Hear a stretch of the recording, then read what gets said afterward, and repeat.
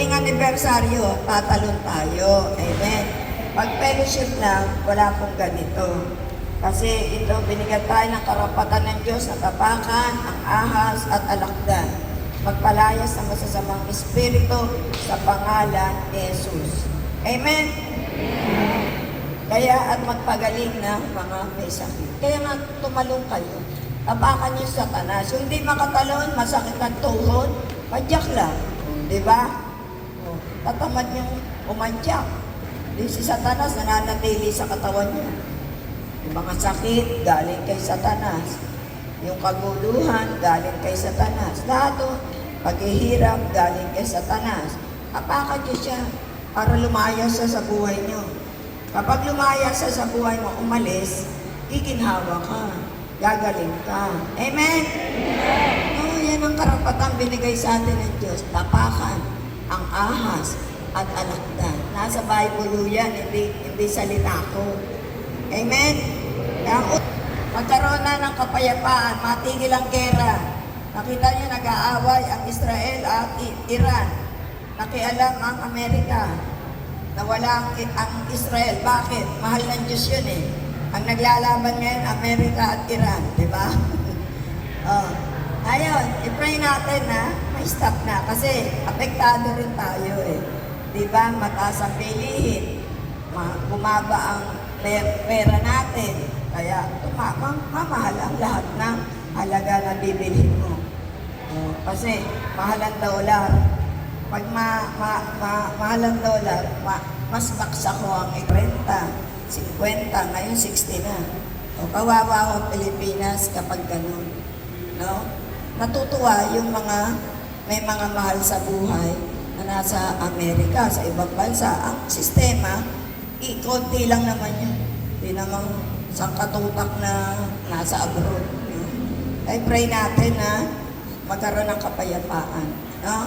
At ganyan pray natin yung mga namumuno sa pamahalaan, yung presidente, BC, mga senador na yan, mga kongresista na yan, mga walang magnanakaw na yan.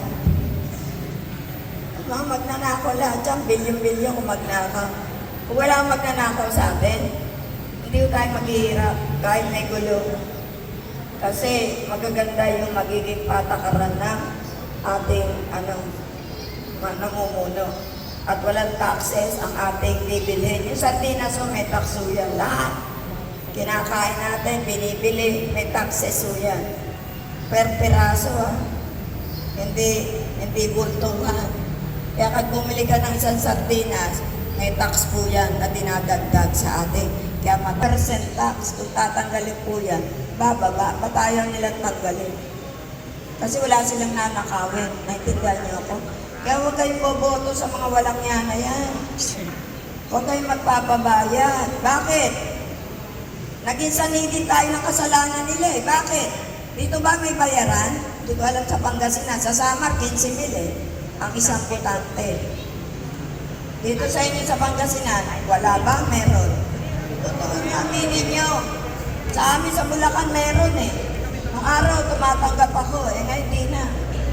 Mga anak ko, huwag na kayong tumanggap. Huwag na kayong tumanggap. Manghihinaya kayo sa 5,000. Anong paghihirap ang abutin natin? Ilang taon tayo maghihirap. At kasalanan natin. Bakit? Nanakawin din nila, kukunin din nila sa atin eh. Nagkasala pa kayo. Ako hindi na. Ano sabi ng Diyos? Ang pupunta sa impyerno, ang masasamang gumagawa ng masasama. Yung magnanakaw na yan, pupunta sa impyerno yan, sigurado. At yung nagiging sani ng kasalanan ng iba.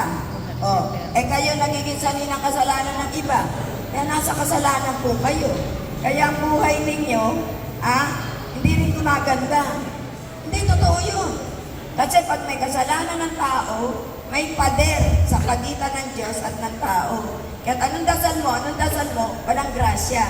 Nagsisikap ka lang dahil matalino ka, malakas ka, kaya mo maglabada.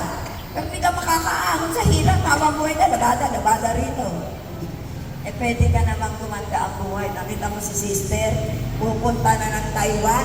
Tingnan mo itsura niya, hindi naman siya mukhang mayaman. Diba? Pero sumunod lang siya sa Diyos. siya ngayon sa Taiwan. Yun ang biyaya na hindi makita ng iba. Huwag na kayong tumanggap. Huwag kayong manghinayang. 10 yung butante nyo. Diba? 5,000 times 10, 50,000. Habang panahon ka namang magdurusa. Tayo mga soldiers of Christ, hindi natin mapapasunod ang lahat. Pero i-start natin sa community na ito. Subukan natin. Yung maliit na grupo, maliit na grupo, pero matatangay natin ang lahat. Amen? Amen. Gaganda buhay nyo, 100%. Pinili ako sa inyo. Amen? Okay, ganun din sa mga namumuno, mga pare, madre, bishop, kardinal. I-pray natin sila. Nabigyan sila ng mahabang buhay. Makaiwas sila sa tukso. Dahil maraming babae ang lumalapit sa kanila. Yung choir na magaganda. Yung mga secretary na magaganda. Huwag kayo lalapit sa pare. Yung mga dalaga. Naku po, Jesus name. Ingatan sila makaiwas sa tukso. At yung may sakit, pagalingin. Amen? Pray natin sila na maging matatag. Okay? Ang gugwapo pa ng pare ngayon, yung mga batang pare. Ang gugwapo talaga. May kamukha ni Alden. May kamukha ni Samuel ba yun? Pag nakikita ko sa iba't ibang lugar, ang gugwapo nito mga pare na to. Sana huwag kayong matukso. Huwag mong tuksohin. Okay? Jesus! Jesus! Jesus! Jesus! Jesus! Jesus! Jesus the King! Jesus my Lord! Jesus my Lord! Jesus the King! My Lord! My Lord! Yes! Yes! Pangalawa, iniwan namin ang lahat at narito kayo. Kami, alas 2 pa lang, gising na ako. Natulog ako, alas 11 yata. Pero niyo, kayo, ewan ko yung mga taga-manin, yung mga taga-malayong lugar din, alauna pa lang, nagbibiyahe na. O kayo, ang lalapit nyo, ha? Dumating pa, late pa. Kita niyo? Nasabi ng Diyos, ang mag-iwan ng tahanan, ari-arian, bahay, lupa, ang mahal sa buhay, ano ba mahal natin sa buhay? Asawa, kapatid, anak, apo, di ba? Ano pangako ng Diyos? Tatanggap tayo. Makasandaang ibaya sa buhay na ito. At sa bandang huli pa, pag namatay pa kayo, namatay kayo ha? Hindi ako masama. Lahat, pag namatay tayo, tatanggap pa tayo ng buhay na walang hanggan. Amen! Manalig po kayo. Mabubuhay tayo. Palit tayo ng mukha.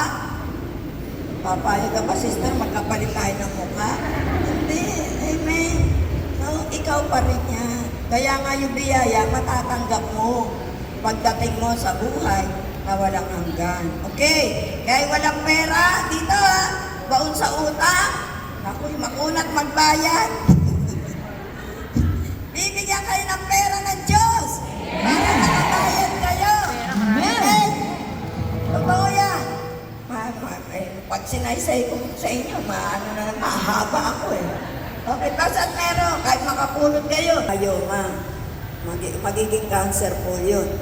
Tapos, nung matignan na, 1 linggo, pag akyat ng tulay, nakitan lang namin ng Mama Mary dahil yung kapatid, nandun yung asawa ng lalaki. Tapos, pagbalik namin na naman, pagbalik yun nga, nakapulot ng pera, si 70,000 na sanla. Nag-share, 1 linggo. Bumalik na naman kami, nakalipat na sa ibang bahay. Andun pa rin siya. Nagpuri na naman yung babae. Nakapulot na naman ng kwintas na makapal na pang galing Japan. Makapal talaga. Nagtanong siya sa pinagsanlaan niya, 100,000. Ang sabi ko kasi sa babae, ibenta na lang, wag ng sanla. Hindi naman nila matutubos, walang pera. Nag-alam sila na 100,000 ang halaga kung isasanla. Galing din ho kayo dyan. Bibigyan kayo ng sariling house and lot. Sumunod lang kayo. Amen? Walang sasakyan, bibigyan kayo ng sariling sasakyan. Amen? Marami na sa SOC. Yung may hirap na sumunod, may bahay at lupa na. Yung iba, di ba dito sa Acacia, nagkaroon pa ng ilang bahay. Binigyan pa ng sasakyan. Nandun pa ba yun? Oo, nagugulat ako pag nagsishare sila eh. Oh, hindi lang yun. Sabi ko sa inyo, sumunod lang kayo. Ano pa? Walang anak. 20 taon na silang mag-asawa. Binigyan pa ng anak. Isang anak na babae. Okay? Anak, yung choir, si Edwin.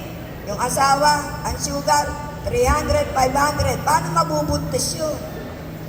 O, 13, walang anak. So, naglingkod lang yung mag-asawa. Pumayo sa Bicol, yung mag-asawa, dala yung motor nila. Nakaangkas yung asawa niya dahil taga Bicol yung lalaki. O, nung bandang uli, sabi niya, nahihilo na siya. Nang magpatingin, 3 buwan na siya. O, sabi ko, wag mo na isama sa hayo yan. Bicol, siyempre, pagtag yan, motor lang ang dala. Angkas lang siya. O ngayon, nanganak na yung babae. Magdadalawang taon na yung bata. Amen? Nakita nyo? Hindi na nila ang ano nila, bahala sila, bigyan sila ng anak. O hindi, 13 years. At may sakit pa yung babae. Ang sugar, 300 to 500. Paano ka? Sinasabi ng doktor, bihirang magkaanak mga ganyan. O nakita nyo, walang imposible sa Diyos. Ngayon, choir pa ho yun hanggang ngayon. O kaya ano pa, walang asawa, byuda, wala na kayong pag-asa. Naghihintay pa kayo ha. Kala nyo, bibigyan pa kayo ni Lord. Wala na. Yung mga binatang dalaga, maghintay kayo, huwag kayong magmadali. Amen? Humingi kayo sa Diyos ng mabuting asawa. May takot sa Diyos. Sapat na yun. Kahit mahirap ang buhay ng tao, pagagandahin ng Diyos ang buhay niya. Amen? Ano pa? Wala na, no? Wala na po. Awagin natin si Jesus! Jesus! Jesus! Jesus! Jesus! Jesus! Jesus! Jesus the King! Jesus my Lord! Jesus my Lord! Jesus the King! My Lord! My Lord! Fire! Nakakasakit. Maglingkod ka man at hindi maglingkod. Kaya wag niyo sasabihin, dito ka na sa community. Maaari nagkukulang ka sa gawain. No? Maaari nagiging masungit ka na, mayabang ka na. May mga dahilan po yun. Kaya hanapin niyo ang dahilan. Pag kayo may sakit, nandito na kayo. Mangumpisan. Amen? Mangumpisan kayo sa pare para kayo gumaling. Amen? Pangalawa ang doktor. Pangalawa ang maintenance. Huwag niyo kaliligtaan niya. Unahin niyo muna ang Diyos. Mangumpisan. Baka meron kayong minurang tao. Baka meron kayong pinautang na pinagsalitaan niyo ng masakit. Kaya ka may sakit. May dahilan o. Bakit may sakit ang tao na naririto na naglilingkod na sa Diyos. Unang sagot niya, mangumpisal ka. Tapos punta ka sa doktor at inumin mo yung maintenance mo, yung gamot. Amen? Hahaba pa buhay niyo. Ngayon, yung mga may cancer na dumarating sa atin, cancer ha? Pinagagaling pa ng Diyos. Amen? Yung mga dialysis pa lang, kapag nakalapit ng tunay, na hindi natutuloy. Amen? Walang imposible sa Diyos. Yung may sakit sa puso na bara, hindi na na-o-opera kasi walang pera eh. Susunod na lang sa Panginoon. Magkano operasyon sa puso? Pag may bara, milyon o yan. Gagastos ka ng milyones. Amen? Dito, hindi na na-o-opera. Gumagaling. Dahil may God sealing po tayo, tuwing Biyernes, may God sealing po sa Pulilan, 15 Biyernes. Walang putol. Halimbawa, 10 Biyernes ka na, hindi ka nakarating, eh babalik ka ulit sa uno. Kaya ang share na, 45, may umaabot ng 45, may araw-araw na sa may inaabot ng mahaba. Paano nga, napuputol? Kailangan tuloy-tuloy, 15, at gagaling kayo. Amen? Okay, tawagin natin si Jesus. Di ba pag tinatawag ka, nabubwisit ka? Petra! Petra! Petra! Ano ba yun? Tawag ka ng tawag. Si Jesus, pag tinatawag mo, makukulitan sa atin, tutugon siya. Kaya huwag kayo tawagin yung pangalan niya. Jesus! Jesus!